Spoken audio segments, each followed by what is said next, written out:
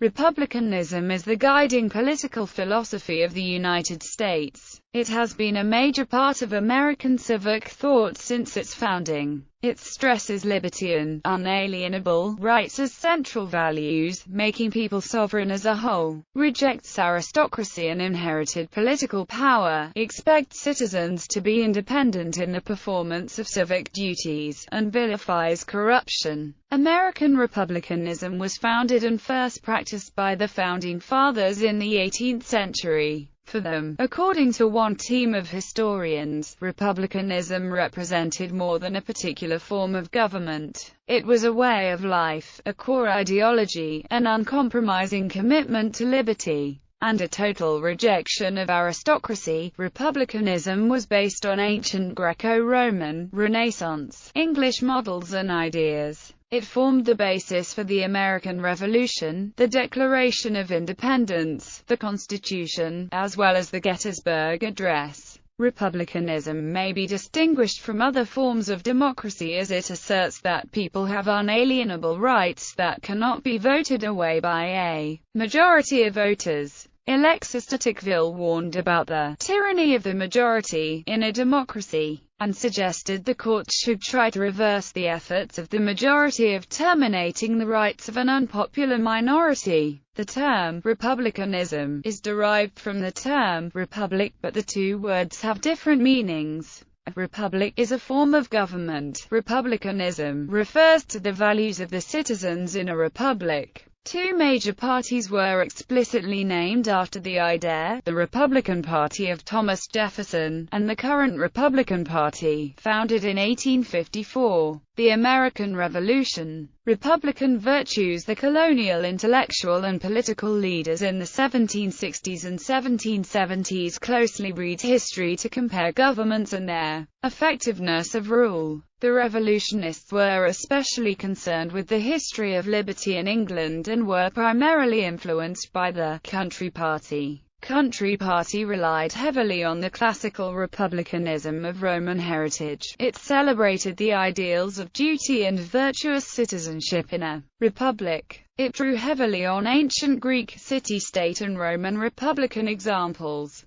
The Country Party shared some of the political philosophy of Whiggism as well as Tory critics in England, which roundly denounced the corruption surrounding the Court Party in London, centering on the royal court. This approach produced a political ideology Americans called republicanism, which was widespread in America by 1775. Republicanism was the distinctive political consciousness of the entire revolutionary generation. J.G.A. Pocock explained the intellectual sources in America, the Whig canon and the Neo-Harringtonians, John Milton, James Harrington and Sidney, Trenchard, Gordon and Bolingbroke, together with the Greek, Roman, and Renaissance masters of the tradition as far as Montesquieu, formed the authoritative literature of this culture, and its values and concepts were those with which we have grown familiar. A civic and patriot ideal in which the personality was founded in property, perfected in citizenship but perpetually threatened by corruption, government figuring paradoxically as the principal source of corruption and operating through such means as patronage, faction, standing armies, established churches, and the promotion of a moneyed interest, though the formulation of this last concept was somewhat hindered by the keen desire for readily available paper credit common in colonies of settlement. American republicanism was centered on limiting corruption and greed.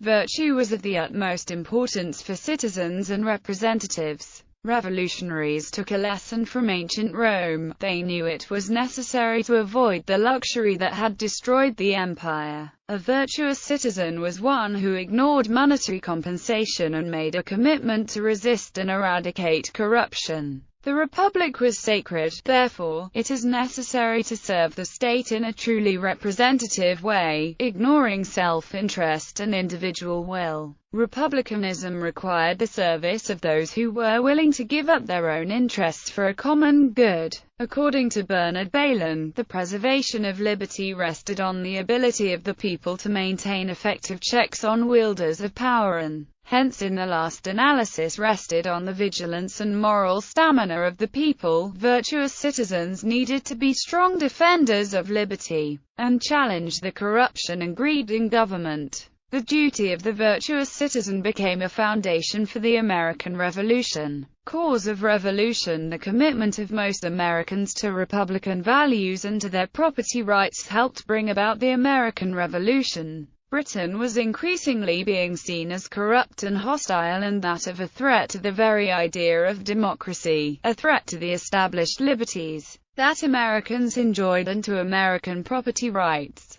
The greatest threat to liberty was thought by many to be corruption, not just in London but at home as well. The colonists associated it with luxury and, especially, inherited aristocracy, which they condemned. Historian Thomas Kidd argues that during the Revolution Christians linked their religion to republicanism. He states, with the onset of the revolutionary crisis, a major conceptual shift convinced Americans across the theological spectrum that God was raising up America for some special purpose. Kidd further argues that new blend of Christian and Republican ideology led religious traditionalists to embrace wholesale the concept of Republican virtue. As virtuous Republicans, citizens had a growing moral obligation to eradicate the corruption they saw in the monarchy. Historian Gordon Wood has tied the founding ideas to American exceptionalism, our beliefs in liberty, equality, constitutionalism, and the well-being of ordinary people came out of the Revolutionary era. So too did our idea that we Americans are a special people with a special destiny to lead the world toward liberty and democracy. Americans were the protectors of liberty. They had a greater obligation and destiny to assert Republican virtue.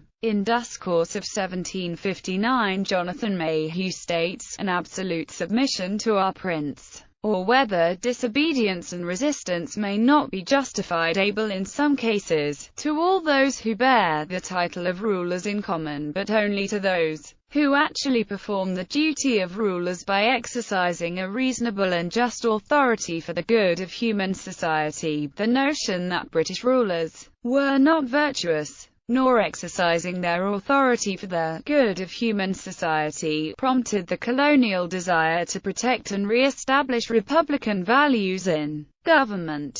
This need to protect virtue was a philosophical underpinning of the American Revolution founding fathers. The founding fathers were strong advocates of Republican values, especially Samuel Adams, Patrick Henry, George Washington, Thomas Paine, Benjamin Franklin, John Adams, Thomas Jefferson, James Madison and Alexander Hamilton. Thomas Jefferson defined a republic as a government by its citizens in mass, acting directly and personally, according to rules established by the majority, and that every other government is more or less republican, in proportion as it has in its composition more or less of this ingredient of the direct action of the citizens. Such a government is evidently restrained to very narrow limits of space and population. I doubt if it would be practicable beyond the extent of a New England township. The first shade from this pure element, which, like that of pure vital air, cannot sustain life of itself, would be where the powers of the government, being divided,